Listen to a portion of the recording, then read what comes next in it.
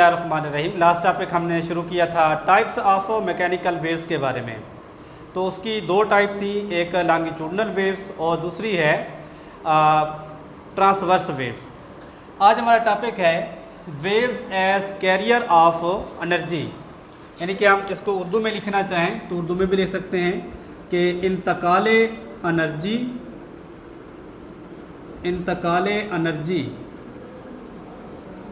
बाज़रिया waves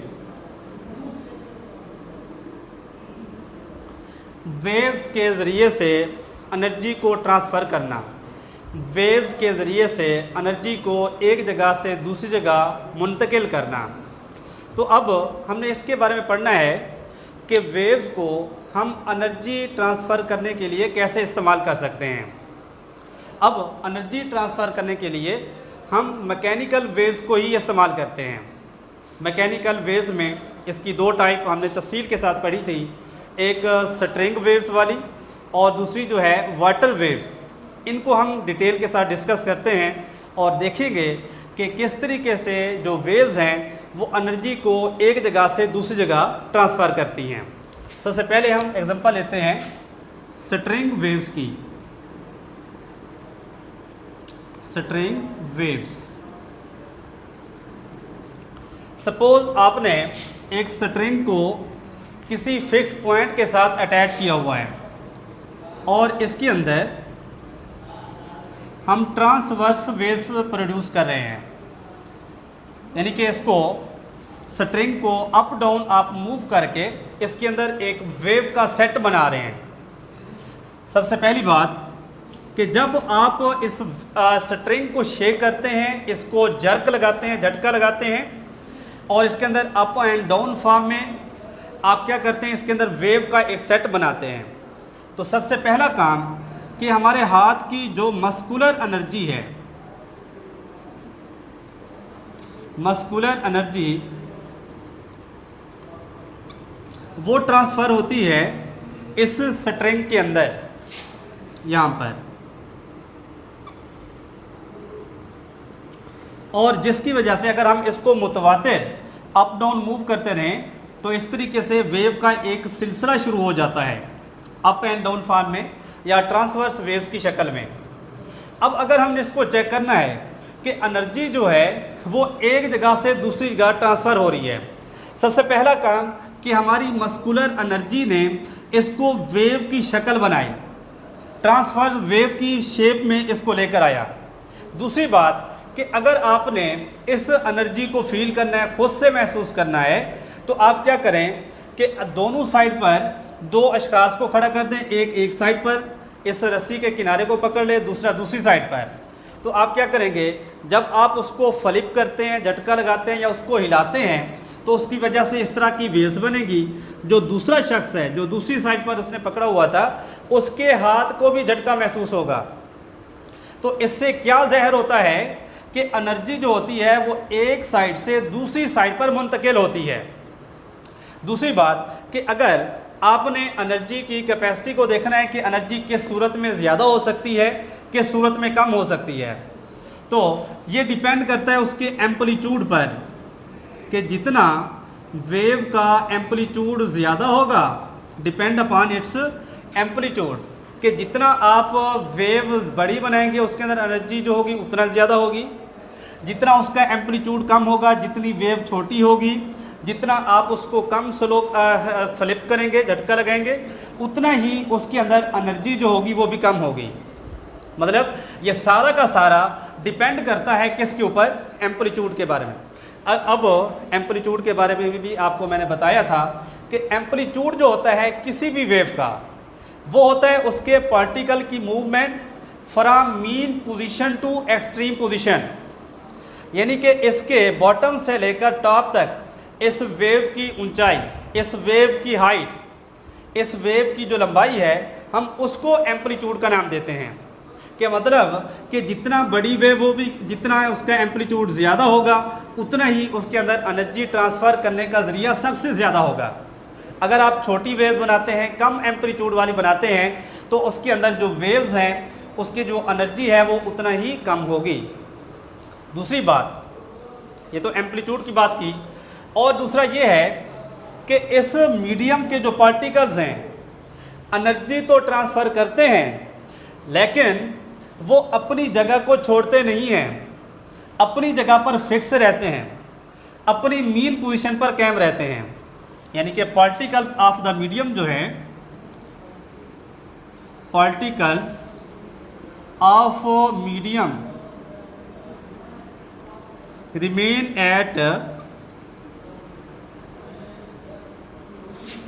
eight mean position, वो अपनी जगह पर कायम रहते हैं। अब ज़रा इसी के एग्जांपल ले लेते हैं। इसी बात को हमने समझना है, क्या वाकई इसके जो पार्टिकल्स हैं अपनी जगह को छोड़ते हैं या अपनी जगह पर कायम रहते हैं। हम इसके ऊपर कुछ निशान लगा लेते हैं, लास्ट भी हमने एग्जांपल में शो किया था। अब जब आप इसके अंदर वेव्स बनाते हैं तो जो ये निशान या गिरह जो भी लगाई हुई है वो भी अप डाउन मूव करते हैं। ऐसा कभी नहीं हुआ कि ये वाला पार्ट इधर शिफ्ट हो जाए, ये वाला पार्ट इधर शिफ्ट हो जाए, बल्कि जो मीडियम के पार्टिकल्स हैं इस पूरे अमल के दौरान अपनी जगह को छोड़ेंगे नहीं, मीन पोजीशन पर ही कायम रहेंगे। ये तो थी इसकी पहली एग्जांपल। अब आते हैं हम वाटर वेव को देखते हैं। वाटर वेव्स के वाटर वेव जो हैं वो भी कैरियर ऑफ एनर्जी हैं, वो भी एनर्जी को ट्रांसफ़र करते हैं, एनर्जी को एक जगह से दूसरी जगह पहुंचाते हैं। फर्ज कर लें ये हमारे पास एक पोंड है, तालाब है, जोहड़ है, जो भी समझ लें आप। इसके अंदर हमने पानी को डाला हुआ है। अब इसकी सरफेस के ऊपर आप कोई कार्क, कोई कागज़ का टुकड़ा या कोई भी चीज़ जो तैरने वाली हो वो आप इस पानी के ऊपर रख देते हैं। अब जब आप कोई स्टोन इसके अंदर फेंकते हैं तो उसके अंदर इस तरह की वेव्स प्रोड्यूस होना शुरू हो जाती हैं, और ये वेव जो हैं वो इस कार्क के साथ टकराती हैं, और टार्क जो हमारे पास कार्क है वो इसके टकराने की वजह से वो भी साथ ही मूवमेंट में आ जाता है, हिलना शुरू हो जाता है। अब इस एग्जांपल से हमने क्या समझा कि वेव, वाटर वेव जो हैं, जो आपने स्टोन फेंका था उसके अंदर जो डिस्टर्बेंस पैदा की थी, उन्होंने वेव को एक जगह से दूसरी जगह ट्रांसफ़र किया, एनर्जी को एक जगह से दूसरी जगह ट्रांसफ़र किया। तो इस वेव के रास्ते में जो भी चीज़ आएगी वो एनर्जी उस चीज़ के अंदर मुंतकिल हो जाएगी। इस कार का हिलना हमें ये साबित करता है कि इन वेव्स के अंदर ऐसी एनर्जी थी जिसने इसको मूव किया, इसको हरकत में लाया। या इसी तरीके से अगर आप देखना चाहें इसके पार्टिकल्स की मूवमेंट को, ये वाटर वेव्स जब ये वेव्स ख़त्म हो जाती हैं, पानी बैक एंड फोर्थ या अप एंड डाउन मूव करता है, उसके बाद ये आहिस्ता आहिस्ता वापस अपनी असल पोजीशन पर आ जाता है, दोबारा रेस्ट की फॉर्म में आ जाता है। इसके पार्टिकल जो हैं वो अपनी जगह पर कायम रहते हैं, अपनी जगह को छोड़ते नहीं हैं, मीन पोजीशन पर रहते हैं। यानी कि इस पूरे अमल के दौरान हमने ये दो बातें सीखी हैं। एक तो मीडियम के जो पार्टिकल्स हैं वो अपनी जगह पर रहते हैं, दूसरी बात कि जितना ज़्यादा एम्पलीट्यूड होगा उतना ही एनर्जी ज़्यादा होगी, जितना उसका एम्पलीट्यूड कम होगा उतना ही इसके अंदर एनर्जी भी कम होगी। आप छोटा सा पत्थर फेंकते हैं उसके अंदर कम वेव्स पैदा होंगी, जबकि उसके मुकाबले में आप बड़े वाली ईंट उठा के फेंकते हैं तो उसके अंदर उतना ज़्यादा डिस्टर्बेंस ज़्यादा पैदा होगी, बड़ी वेव्स बनेगी, एम्पलीट्यूड जिसका ज़्यादा होगा उतना ही वो एनर्जी को क्या करेंगे, ट्रांसफ़र करेंगे। अब आते हैं हमारे नेक्स्ट टॉपिक पर, वो है जी relation between velocity, frequency and wavelength. बहुत ही इंपॉर्टेंट लॉन्ग क्वेश्चन के हवाले से भी है और इसको शार्ट के तौर पर भी देखा जा सकता है। इसका दूसरा नाम वेव इक्वेशन भी है, या आप प्रूव कर सकते हैं, ये सब बन सकता है V = F लैम्डा, ये प्रूव करके दिखाओ। सबसे पहली बात, इसके पहले हिस्से में हमें बताया जा रहा है वेव के बारे में कि वेव जो है असल में एक डिस्टरबेंस है, एक खलल है, डिस्टरबेंस, एक डिस्टरबेंस है जो एक जगह से दूसरी जगह ट्रांसफ़र भी होता है। ट्रांसफ़र होता है। और साफ ज़ाहिर है जब ये जो हमारे पास वेव एक डिस्टरबेंस है, खलल है, वो एक जगह से दूसरी जगह ट्रांसफ़र होता है, साफ ज़ाहिर है इसकी कोई ना कोई स्पीड होगी, कोई रफ्तार होगी, तो उसकी एक स्पेसिफिक वेलोसिटी होती है, उसको एक ख़ास डायरेक्शन में मूव कराया जाता है। इस वजह से हम इसको वेलोसिटी से ज़ाहिर कर रहे हैं। तो अगर हम वेलोसिटी का फार्मूला लिखना चाहें तो वेलोसिटी का फार्मूला होता है v is equal to displacement over time. अब क्योंकि हम वेव की बात कर रहे हैं, ये तो किसी भी कॉमन चीज़ के लिए वेलोसिटी का फार्मूला हो सकता है, v is equal to d/t।